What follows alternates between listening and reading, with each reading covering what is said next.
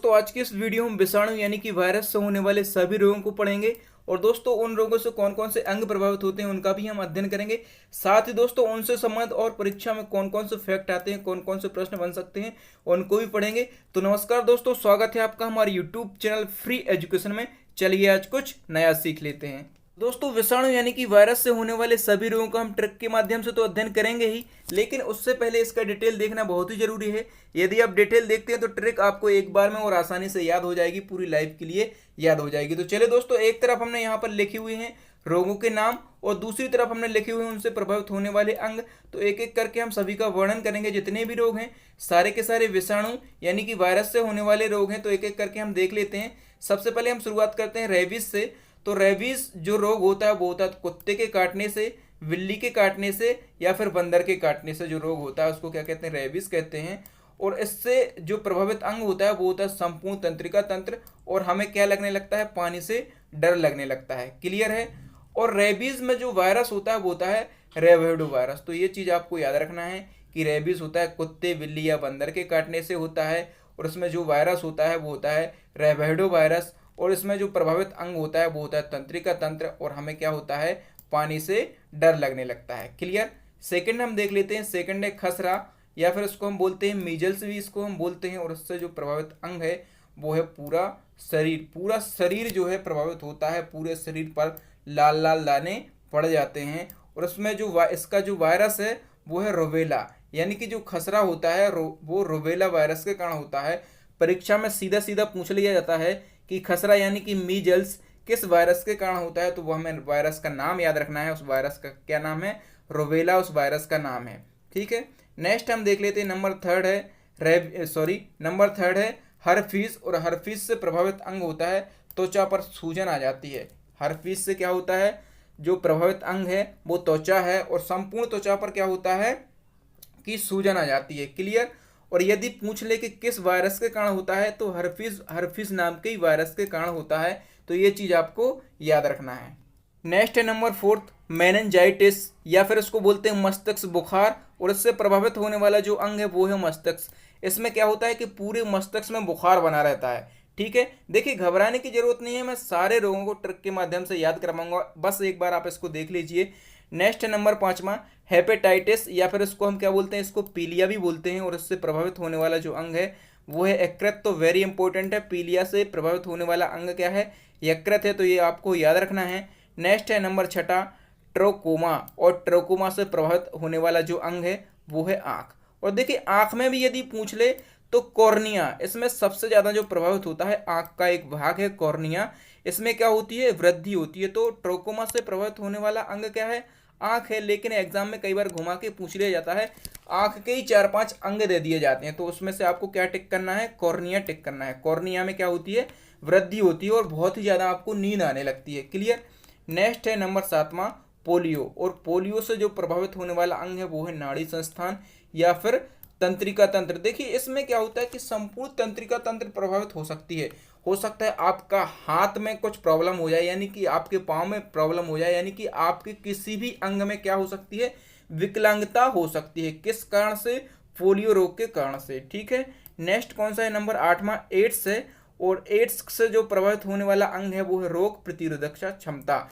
यानी कि यदि आपको एड्स होता है, तो यदि आपको कोई भी रोग हो जाए तो जो आपकी प्रतिरोधक क्षमता है वो क्या हो जाएगी, कम हो जाएगी। यानी कि कोई भी आपको रोग हुआ है तो वो बहुत ही ज़्यादा समय लगेगा जब वो रोग क्या होगा, ठीक होगा। कि यानी कि आपकी जो रोग प्रतिरोधक क्षमता है, रोगों से लड़ने की जो क्षमता है वो क्या हो जाएगी, कम हो जाएगी। ठीक है। और एड्स का पूरा नाम आपको पता होना चाहिए, एक्वायर्ड इम्यूनो डिफिशियंसी सिंड्रोम। तो ये एड्स का फुल फॉर्म है, ये भी आपको पता होना चाहिए। नेक्स्ट नंबर 9वां चेचक, या फिर इसको बोलते हैं स्मॉल पॉक्स। वेरी इंपॉर्टेंट है। और स्मॉल पॉक्स से जो प्रभावित अंग होता है वो होता है पूरा शरीर। यानी कि स्मॉल पॉक्स यानी कि चेचक से पूरे शरीर पर लाल लाल दाने पड़ जाते हैं। और पूछा जाता है परीक्षा में कि चेचक जो है किस वायरस के कारण होता है, तो ये वायरस हमें याद रखना है, वेरियोला वायरस के कारण चेचक होता है, या फिर चेचक का दूसरा नाम क्या है, स्मॉल पॉक्स। नेक्स्ट हम बात कर लेते हैं नंबर 10 की छोटी माता, या फिर छोटी माता को हम क्या बोलते हैं, चिकन पॉक्स बोलते हैं। चिकन पॉक्स से भी क्या होता है, पूरा शरीर प्रभावित होता है। तो ये भी हमें याद रखना है। छोटी माता को क्या बोलते हैं, चिकन पॉक्स बोलते हैं। और ये वायरस इसमें भी पूछा जाता है, तो इसमें क्या है, वेरिसेला वायरस है। देखिए दोनों में हमें डिफरेंट याद रखना है। एक हमसे पूछा गया था चेचक, और चेचक को क्या बोलते थे हम, स्मॉल पॉक्स, और इसमें क्या है, वेरिओला वायरस है। छोटी माता को हम क्या बोलते हैं, चिकन पॉक्स बोलते हैं, और उसमें वेरिसेला जोस्टर वायरस है। तो दोनों में हमें अंतर याद रखना है, लेकिन दोनों से जो प्रभावित होता है वो संपूर्ण शरीर होता है, पूरा शरीर दोनों से प्रभावित होता है। ठीक है, नेक्स्ट हम बात कर लेते हैं नंबर 11 की, और नंबर 11 में क्या है, डेंगू है, या फिर इसको हम क्या बोलते हैं, हड्डी तोड़ ज्वर भी बोलते हैं। डेंगू को क्या बोलते हैं, हड्डी तोड़ ज्वर भी बोलते हैं।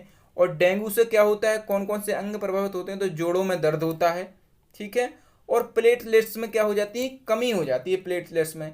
और इसका वाहक पूछा जाता है हमेशा कि डेंगू का वाहक क्या है, तो एंडीज एजिप्टाई मच्छर क्या है, इसका वाहक है। तो ये हमें याद रखना है कि इसका वाहक क्या है, एंडीज एजिप्टाई मच्छर इसका वाहक है। नेक्स्ट है नंबर 12 गलसुआ, या फिर इसको आप क्या बोलते हैं, घेंगा भी बोलते हैं। तो गलसुआ से प्रभावित अंग कौन सा होता है, लार ग्रंथियां या फिर थायराइड ग्रंथियां गलसुआ से प्रभावित होती हैं। और इसका वायरस हमें पूछता है तो मिक्सोवायरस पोरोटियस। ठीक है, मिक्सोवायरस पेरोटाइटिस, ये हमें याद रखना है।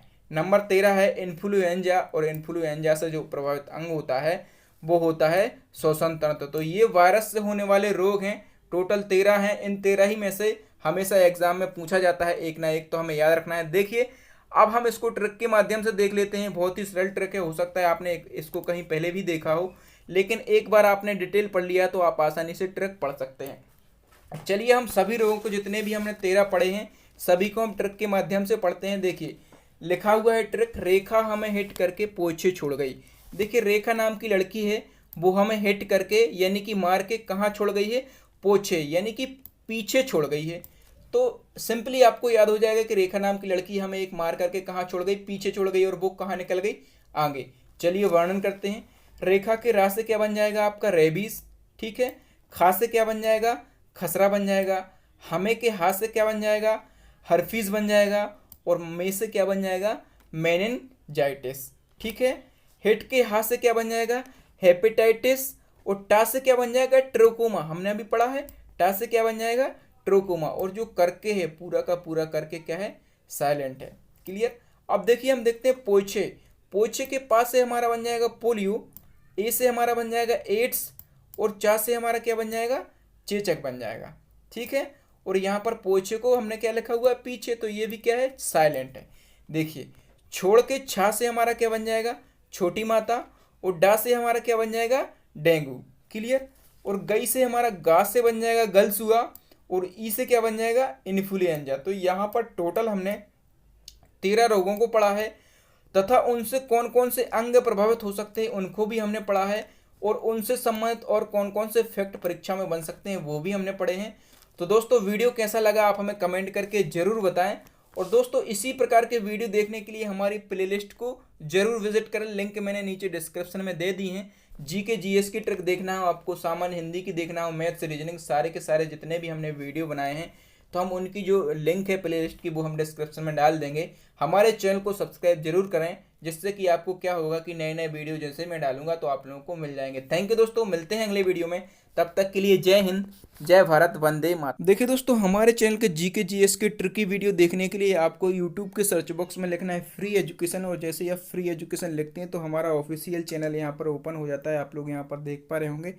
और जैसे ही आप इसको ओपन करते हैं तो आपको यहाँ पर बहुत सारे वीडियो देखने के लिए मिल जाएंगे। उसके बाद आपको क्या करना है कि प्लेलिस्ट विजिट करना है। यहाँ से प्लेलिस्ट पे जैसे ही आप क्लिक करेंगे तो हमारी बहुत सारी प्लेलिस्ट देखने के लिए मिल जाएंगी। जैसे यहाँ पर आप लोगों को दिख रहा है कि इंडिया जीके विद ट्रिक आपको दिख रहा है ना, इम्पोर्टेड जीके आपको दिख रहा है, और उसके बाद सामान्य हिंदी दिख रहा है आपको। तो इस प्रकार से सामान्य विज्ञान, जैसे हम बात कर रहे हैं सामान्य विज्ञान की, तो यहाँ पे हमने सामान्य विज्ञान ओपन कर लिया। अब सामान्य विज्ञान की यहाँ पे आपको बहुत सारे वीडियोस दिख रहे हैं। तो जैसे जो भी आपको वीडियो देखना है, जैसे कि आपको ये दिख रहा है कि पीएच मान को ट्रिक के माध्यम से कैसे पढ़ें और विस्तार से कैसे पढ़ें, तो जैसे ही आप इस पर क्लिक करेंगे तो ये वीडियो हमारा ओपन हो जाएगा। तो इस प्रकार से आप हमारी प्लेलिस्ट जो है विजिट कर सकते हैं।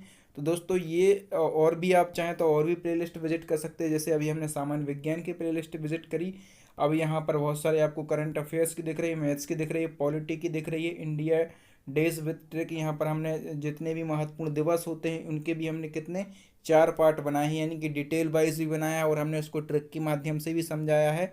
तो यहाँ पर आप जो भी चाहें वो प्लेलिस्ट विजिट कर सकते हैं। तो दोस्तों आपको वीडियो कैसा लगा कमेंट करके ज़रूर बताएं। साथ ही हमारे चैनल को विजिट करें और प्लेलिस्ट के माध्यम से जिस भी टॉपिक पर, जिस भी सब्जेक्ट पर आप चाहते हैं वीडियो देख सकते हैं। थैंक यू दोस्तों, मिलते हैं अगले वीडियो में। तब तक के लिए जय हिंद, जय भारत।